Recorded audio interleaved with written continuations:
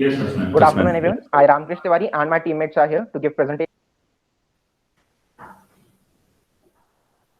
on case study of corporate accounting standard at Satyam Computers Service Limited. The content is Origin Computers is in Satyam Computers accounting fraud or market manipulation.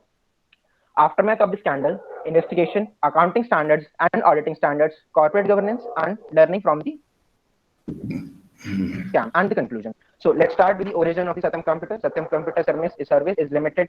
I don't Satyam want to listen. Computer Service Limited was a rising star in the Indian outsourced IT service industry. The company was formed in 1987 in Hyderabad, India अभी की तरह चला जा रहा है. Ramkishan please by listen. Ramalinga Raju. The firm began with 20 employees. Yes, sir. अरे सुनना ही नहीं चाह रहा है. रामकृष्ण ये अपन कवर कर चुके हैं, तो इस स्लाइड को तुम रन कर दो, आगे बढ़ जाओ अगली स्लाइड पे. Sir, am I audible now? हाँ, यू आर ऑडिएबल बेटा. आप सेकंड स्लाइड पे आ जाओ. हाँ, यहाँ से करो कुछ. So second slide and achievements here. हाँ, बिल्कुल बताओ. Satya in the IT Service of India Awards. In 2007, Ernst and Young awarded Mr. Awards and achievements. Satyam got the position of fourth largest IT service company in India. In 2000 now awards. In 2007, Ernst and Young awarded Mr. Raju with the Entrepreneur of the Year award. On April 14, 2008, Satyam won the award from MZ Consults for being a leader in India in corporate governance and accountability. In September 2008, the World Council for Corporate Governance awarded Satyam with the Global Peacock Award for Global Excellence in Corporate Accountability. In April 2008, Satyam became the first company to publish IFRS audit financials. Now, I would like to call Naman Bharadwaj to lead you forward. Naman, over to you. Okay. Thank you, Ram. In this slide, I will brief you all what was the scandal, how it was executed, and how Mr. Raju was dishonest in representing the company's accounting numbers. On 7 January 2009, Mr. Raju, chairman of Satyam Computer Service Limited, disclosed that he had been manipulating company's accounting numbers for several years. The motive of the fraud was to divert companies' funds into real estate investment to earn profits, raise executive commissions, and make huge profits by selling states at inflated prices. Going through Exhibit 2, the letter Mr. Raju wrote to his board of directors, he admitted that he understated liabilities on balance sheet of Satyam because if a company is debt free or no liability company, the profit share of the shareholders and investor will increase as the company don't have to pay any interest on their liabilities. On the other hand, the debtor's position was overstated on the balance sheet. Mr. Raju generated fake customer IDs and also generated fake sales invoices against those customer IDs to show that the company's sale is growing, and he also inflated company's revenue in every quarter of the year. With this, he was also falsified the operating profit of the company. By this, company share price was increasing significantly, and investors were attracted towards Satyam. But the actual scenario was totally different. He also created 6,000 fake salary accounts, and once company deposited the money, it was appropriated by Mr. Raju to pledge the promoter share and keep the operations going. Mr. Raju also created fake bank statement. He also falsified the. Yes, sir. नमन, ये 6,000 fake salary account थे. ये case में कहाँ लिखा हुआ है बेटा? So maybe on page number 33 or 34. 33, 34 नहीं, ये पेज नंबर 30 के फर्स्ट पैराग्राफ में लिखा 30 पे लिखा है सर. हाँ सर, 30 सॉरी. ठीक है, लिखा. चलिए sir excuse me sir, actually I sorry to interrupt you sir. मैंने अभी प्रेजेंटेशन दी है सर, अब शायद उसमें एब्सेंट लग गया है. I am Shubhank from previous group number 2. Yes, sir. I just fabricated balance sheet वाली PPT present करी थी. Yes, sir. Yes, sir. I joined late. नहीं, मेरे पास है record. Okay, sir. Okay. Okay. Thank you, sir. Sorry. ठीक है. Okay. Okay. So Mr. Raju was manipulating accounts of Satyam for several years. Therefore, the gap between actual figure and fake figure was increased, and now Mr. Raju realized that he will not able to manage it further. He also planned a deal to fill the gap by proposing the board of directors to buy 100% stakes of two real estate companies, which were performing well in their sectors, and the board of directors approved the deal. The plan was to acquire Metis Infrastructure, which was owned by Raju's family, and Raju itself sold majority of its stakes, and the other company was Metis Properties, in which Raju has 35% of share. He decided to acquire assets of two Metis company and shore up its own books, but this deal failed because shareholders started selling Satyam stocks, and they were also protesting against the decision of the company. Next. Okay, this is the fabricated balance sheet of Satyam. There is an overstated asset of 1.1 billion US dollars, in which nearly 1.04 billion in bank loans, which were obtained by Mr. Raju for operations. The actual cash balance of the company was 321 crore, and 5,361 crore was reflected in balance sheet. The balance sheet claims an accrued interest on the bank FDs of 376 crore, which was not real. Actual liability of the company was 1,230 crore, which was arranged by Mr. Raju. The amount was not existed in a balance sheet. The details were also inflated by 2,651 against 2,161 in actual.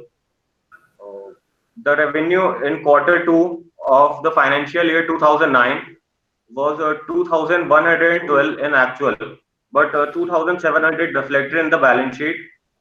Also, the real operating profit was 61 crore, but the reflected balance in the balance sheet was 649 crore. All these sharp practices were made by Mr. Raju for his greed for money, power, competition, shortcut to attain success, make him ride a tiger without knowing how to get out, how to get off without being eaten. Thank you. Now Akshay will continue further.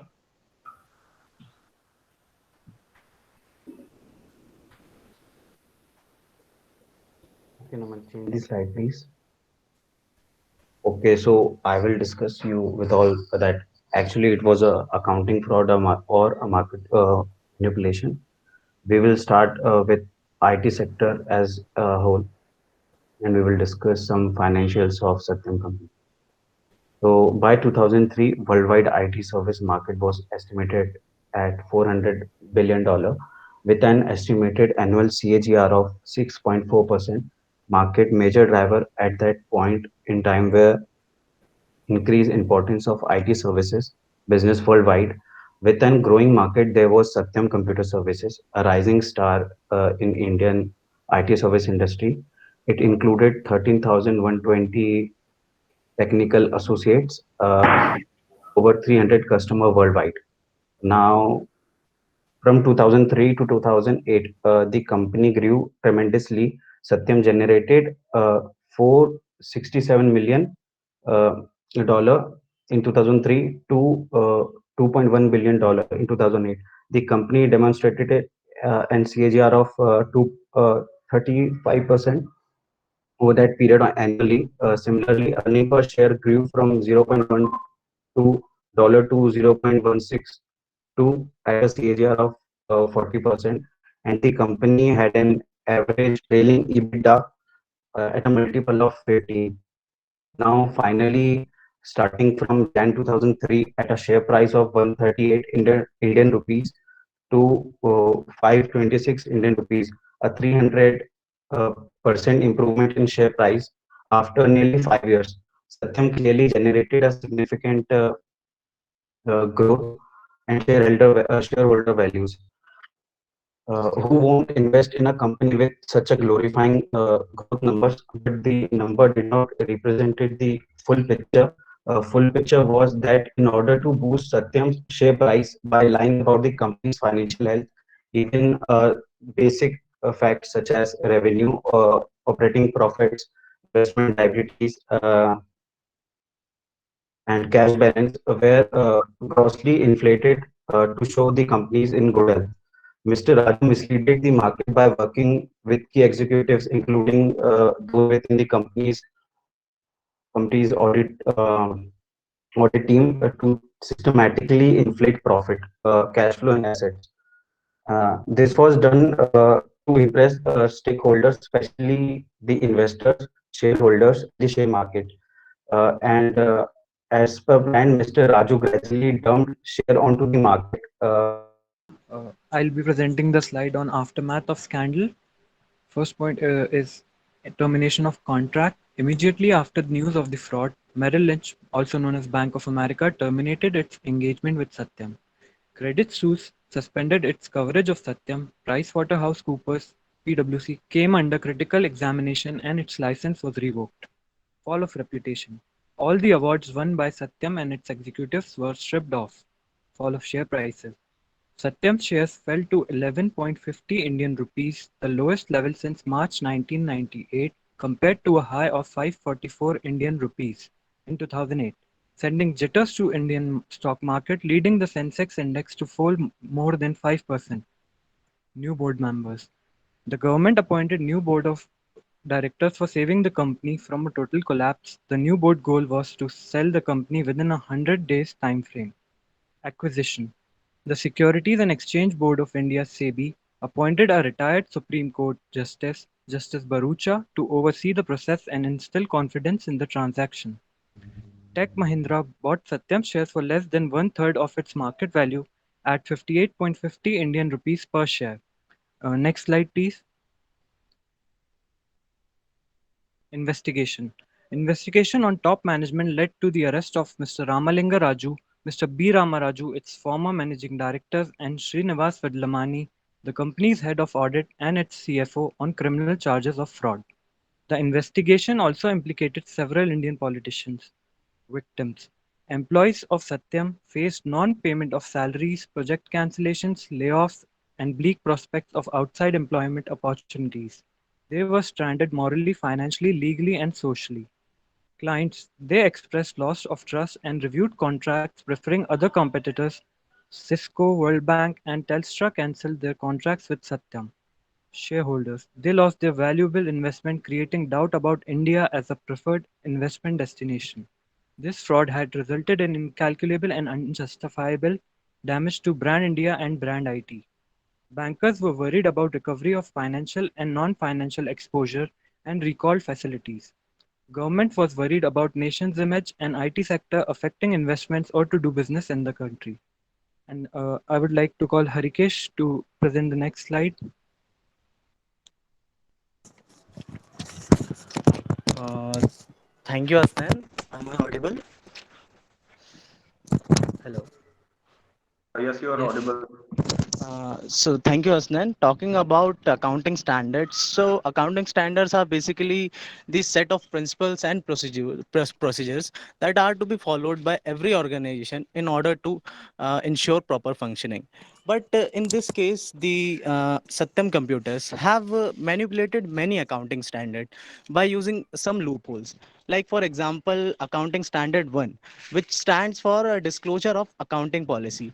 But here in this case of Satyam computers, they have not showcased what accounting policy they have been adopted, and they have not disclosed it.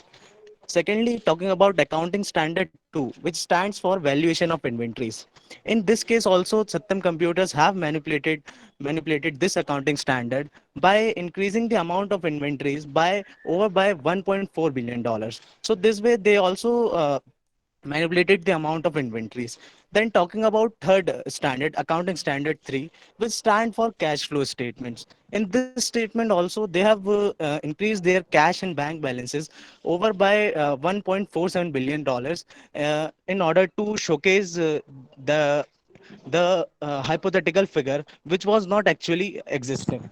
Then also accounting standard 7, which stands for revenue recognition, which means how a company recognize its revenue. But here also they have manipulated this accounting standard by showcasing the revenue over 2 billion dollar, over 2 billion dollar, which actually was not existing, because they have made fake invoices through which they have showcased the amount of revenue more as compared to the actual.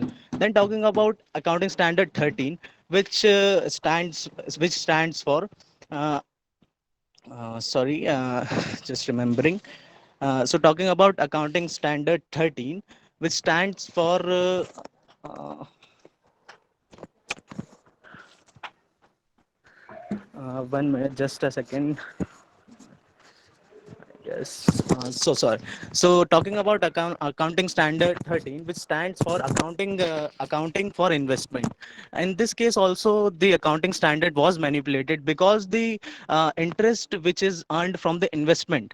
So they are not showcasing it as interest, but in spite of interest, they are showcasing interest as revenue. So this way, they have also manipulated this accounting standard 13. So this way, various accounting standards has been manipulated by Satyam Computers in order to show the fake picture of the organization. So they must follow the proper accounting standards in order to ensure proper functioning. So that's it from the slide. Now I will call my friend Shreya to continue further. Thank you, Harikesh. Accounting auditing standards. As referred to the code of best practice which an auditor is expected to follow during an audit to ensure consistency of findings. And role of auditor. To perform audit independently, he has to abide with the principle of confidentiality and perform audit diligently. An auditor has to perform the audit and give true and fair view on the audit so performed.